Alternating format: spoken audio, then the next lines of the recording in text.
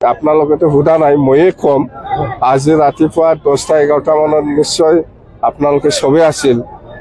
ডিফেন বড়ো ডাঙৰীয়াই এটা press meat দিছে। এই প্ৰেছ মিটটো ইমান ডাঙৰ প্ৰেছ মিট দিছে, বেয়াটো হোৱা নাছিল, কিন্তু এটা কথা মই আফচোচ লাগিছে, এইটো হ'ল মানে ৰিটেন নোপোৱাকৈ UPPL বা প্ৰমোদ বড়োৰ পৰা কোনো ৰিটেন এনচাৰ পোৱা নাই।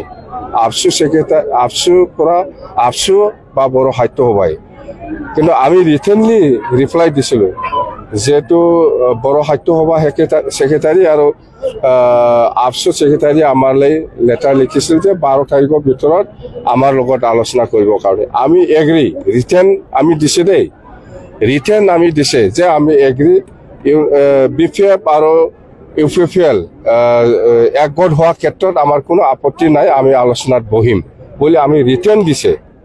কিন্তু এইফালেতো মুখেদিহে কৈছে প্ৰমোদ বড়ো বা UPPL ৰিটেন দিয়া নাই বুলি ডিফেন বড়ো নিজে কৈছে। এইটো ৰিটেন দিয়া নাই, এইটো লৈ পেলাই ইমান ডাঙৰ প্ৰেছ মিট কিয় দিব লগা হ'ল? ৰিটেন লকচোন আগত, ৰিটেনটো পোৱা নাই। আমি কৈছোঁ যে UPPL দলে ছেক্ৰিফাইচ কৰিব পাৰিব লাগিব।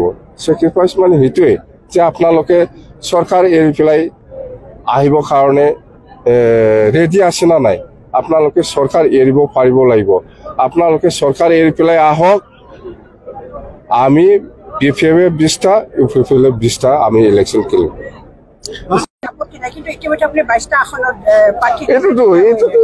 এইটো আপোনালোকে কি ভাবে? এইটোতো জোখৰে হৈ গ'ল না। আমি 22টা অলৰেডি ডিক্লেয়াৰ দিলে, ইহঁতে জানে। ইয়াৰ পিছৰ মোক লেটাৰ লিখিছে আফচু ছেক্ৰেটাৰী আৰু এই কিবা বড়ো সাহিত্য সভাৰ ছেক্ৰেটাৰী। ইয়াত কি আছে ভিতৰত এইটো বুজি লওক আপোনালোকে। মই অলৰেডি 22টা ডিক্লেয়াৰ দিলে, ইয়াৰ পিছত মানে UPPL আৰু BPF ইউনাইটেড হ'ব লাগে বুলি আফচু ছেক্ৰেটাৰী বড়ো সাহিত্য সভাৰ ছেক্ৰেটাৰীয়ে লেটাৰ লিখিছে। ইয়াৰ ৰিপ্লাইটো আমি দিছে। কি ৰিপ্লাই দিছে আপোনালোককতো আজি খোৱাৰ কোনো মই নকওঁ, মুঠতে আমি সেইটোৱে লিখিছে, আমাৰ কোনো আপত্তি নাই। আৰু ডিফেন বড়ো ডাঙৰীয়াই সেইবিলাক মুখেদি কোৱা কথাটো লৈ পেলাই ইমান ডাঙৰ প্ৰেছ মিট কৰাৰ কোনো প্ৰয়োজনেই নাছিল। ৰিটেন যিহেতু UPPLৰ পৰা পোৱা নাই, UPPLৰ পৰা ৰিটেনলি কোনো ৰিপ্লাই পোৱা নাই, আমিহে ৰিটেন ৰিপ্লাই দিছে। আমাৰতো ডকুমেণ্ট আছে, এতিয়া আমি ঠগাব নোৱাৰে। চন্দন আৰু খাম্পা 1 নম্বৰ জাতিৰ, বড়ো জাতিৰ 1 নম্বৰ কালপ্ৰিট বুলি ক'লে চন্দন আৰু খাম্পা। এই দুইজনৰ কাৰণে মই আফচুৰ লগত মিলাব পৰা নাই। এক সময়ত মুখ্যমন্ত্ৰীয়ে বাৰম্বাৰ ভিতৰত কেম্পিং কৰি আছে। এইটোতো ৰাজনীতি দল, BJPও কৰিব, কংগ্ৰেছো কৰিব, চবেই কৰিব। এতিয়া আপোনালোকে চাওক, মই 22টা ডিক্লেয়াৰ দিয়াৰ পিছত আফচু ছেক্ৰেটাৰী আৰু বড়ো সাহিত্য সভাৰ ছেক্ৰেটাৰীয়ে ইউনিফিকেশ্যনৰ লেটাৰ লিখিছে। ইয়াত জড়িত কোন আছে? ইয়াত বেলেগ নাই, আপোনালোকে এই চন্দন আৰু খাম্পা কি চৰ্ত দিছে? এইবিলাক কওকচোন। 12 তাৰিখৰ পিছত সিহঁতে কিবা কিবি ক'ব বুলি কৈছে। 12 তাৰিখটো বাদ চাই থাকক আপোনালোকে। 12 তাৰিখৰ পিছত আফচু বা বড়ো সাহিত্য সভাৰ ছেক্ৰেটাৰীয়ে কি কয় সেইটো আপোনালোকে শুনি লওক। আমি কি চৰ্ত দিছে দিয়া নাই, এইবিলাকত লাগি থাকি লাভ নাই। মই কৈছোঁ ইয়াৰ গোটেই কিবাটো চন্দন আৰু খাম্পাহে, চন্দন আৰু খাম্পা। ইয়াতে জুই জ্বলাই আছেতো। কিন্তু আফচু আপোনালোকে ছাত্ৰ সংগঠন হিচাপে আপোনালোকে স্থিতি ক্লিয়াৰ থাকক।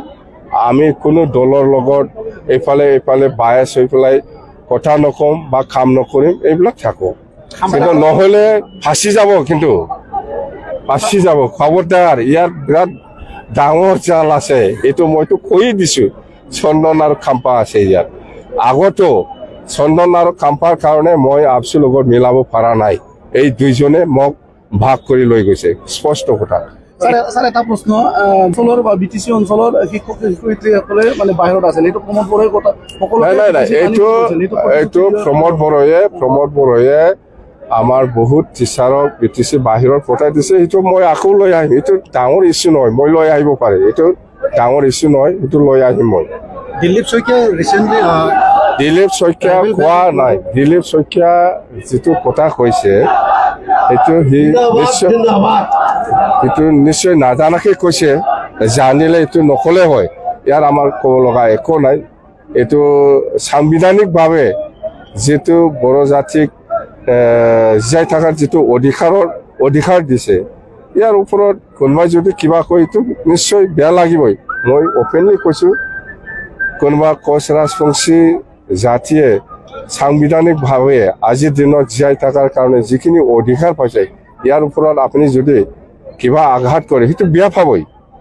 কোনোবা বেংগলী সমাজে আজি অসমৰ ক্ষেত্ৰত জীয়াই থকাৰ কাৰণে যিখিনি সাংবিধানিক অধিকাৰ পাইছে, ইয়াৰ ওপৰত কোনোবাই যদি আঘাত কৰে সেইটো বেয়া পাবই। এইটো কমন। এইটো দিলীপ শইকীয়া ডাঙৰীয়াই কি কৈছে সেইটো আজি মুখেদি ক'ব পাৰে, সেইটো প্ৰেক্টিকেল নহয়।